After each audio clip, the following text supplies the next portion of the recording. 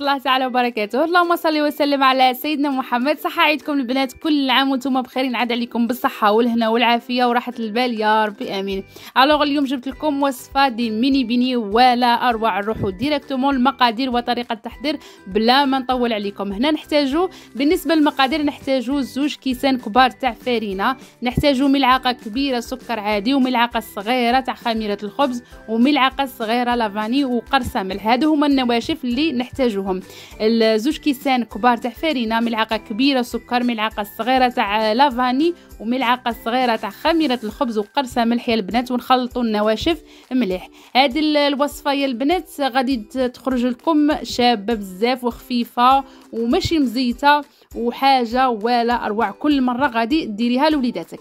بالنسبة للبيض نحتاجو بيضة كاملة. الا بغيتي تضاعفي الكمية ولا تضاعفي هاد المقادير غادي تضاعفي جميع المكونات الا البيض يا البنات. يعني الا درتي 4 كيسان فرينه تحتاجي بيضه واحده، يعني غير البيض اللي ما تضاعفيش. نتمنى تكونوا فهمتوني. بالنسبه للبيض غادي تضربيها مليح مليح في الفرينه، ما غادير لك لا حبيبات لا والو، وتلميها بالحليب يكون دافي ماشي حامي بزاف، يكون دافي ما يكونش بارد بزاف، يعني ماشي من الثلاجه ديريكت، دفيه غير شويه وتلمي به العجينه تاعك حتى تحصلي على عجينه طريه تلصق في اليد، يعني ماشي قاصحه بزاف وماشي طريه بزاف، حتى تحصلي على عجينه تلصق في اليد كما راكم تشوفوا هنايا.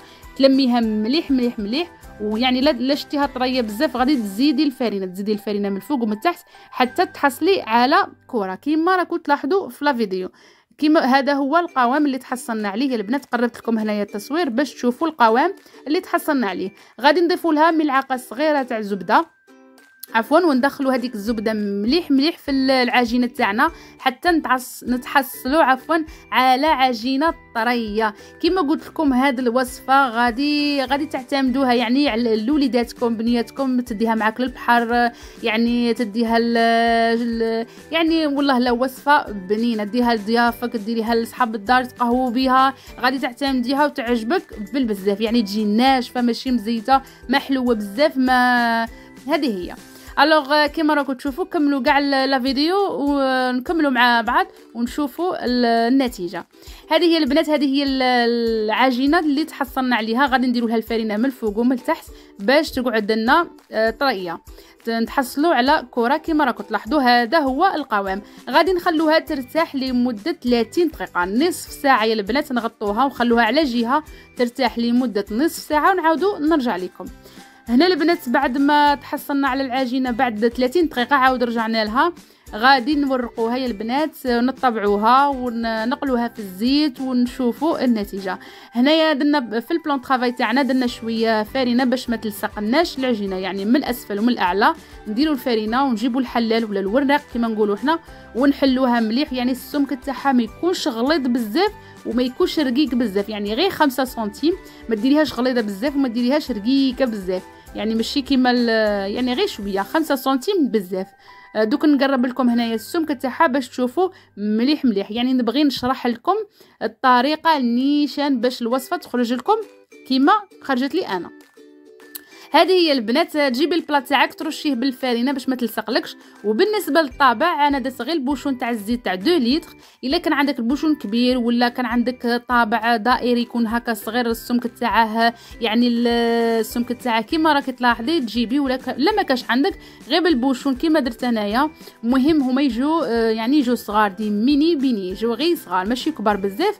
وغادي تحصلي على هاد الدوائر وغير بشويه ساع فيهم، يعني ما تقلقي ما والو، غير بشويه ساع فيهم وقلعي هذوك الدوائر الشكل تاعك ما تخافيش. المهم تحصلي على دائره وخليهم يرتاحوا لمده 10 دقائق وتروحي تقليهم. وهذيك العجينه اللي بقات لنا نعاودوا نلموها بالفرينه، نعاودوا نلموها بنفس الطريقه، نجيبوا الحلال ولا الوراق ونحلوها في البوطاجي تاعنا ولا في البلان طرافاي تاعنا عند وراكي تخدمي، بنفس الطريقه ونديروا في البلا واحد اخر ونخلوها ترتاح لمده 10 دقائق يا البنات ونقلوها. نوجدوا الزيت تاعنا في المقلاة ولا في الطاوه، تكوني وجدتيها من قبل على نار متوسطه، ماشي هاديه وماشي قويه بزاف باش ما ينحرقلكش، غير بشويه خدمي في خاطرك وغادي تحصلي على واحد الوصفه وواحد النتيجه ولا اروع. هنا البنات غطيناها وكملنا العجينه الثانيه يعني اللي بقات لنا كملناها بنفس الطريقه، يعني كما راكم تلاحظوا. ونجيبوا الزيت تاعنا بلا ما نسرع لكم لا فيديو، ونجيبوا الزيت تاعنا المقلاة، نحموا هذاك الزيت، نحموا شويه الزيت يعني تكثري شويه الزيت ونقلوها في الزيت السخون. غادي تحصلي على دي ميني بينيه كما قلت لكم، تديهم معاك البحر ولا لوليداتك تقهوي بهم مع الحشيه.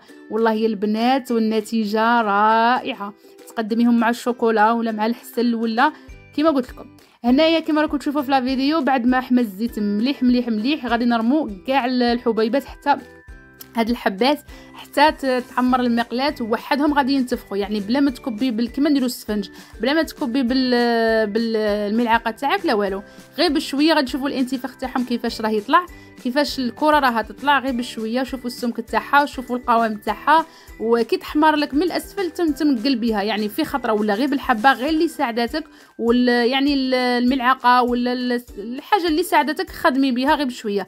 هنا شويه غادي يقعدوا هكا تقلبيها وهي تولي تقلبيها، كاين تنقلب وحدها، كاين اللي غير بشويه ساع فيها حتى ينقلبوا لك كاع وتقليهم. تحصلي على هذا اللون وهذا الشكل، تحصلي على اللون الذهبي وتقلعيهم توخريهم على جهه. يا البنات غادي يجيكم ناشفين ماشي مزيتين، ديريهم في البابي ولا تقدميهم يعني مباشره هما حامين، يعني حاجه بنينه. كما راكم تشوفوا انا كان عندي الحسل قدمتهم مع الحسل، ديريهم مع سكري كلاص ولا شوكولا كما قلت لكم. وشوفوا هنايا ناشفين ما فيهم لا قطره تاع زيت لا والو. هنايا درنا لهم شويه حسل قدمناهم. هذه هي الكميه اللي تحصلت عليها 2 كيسان فرينه. يعني الا بغيتي تضاعفي الكميه كما قلت لكم درتي 4 كيسان فرينه، ضاعفي جميع المقادير الا البيض، ديري بيضه واحده فقط.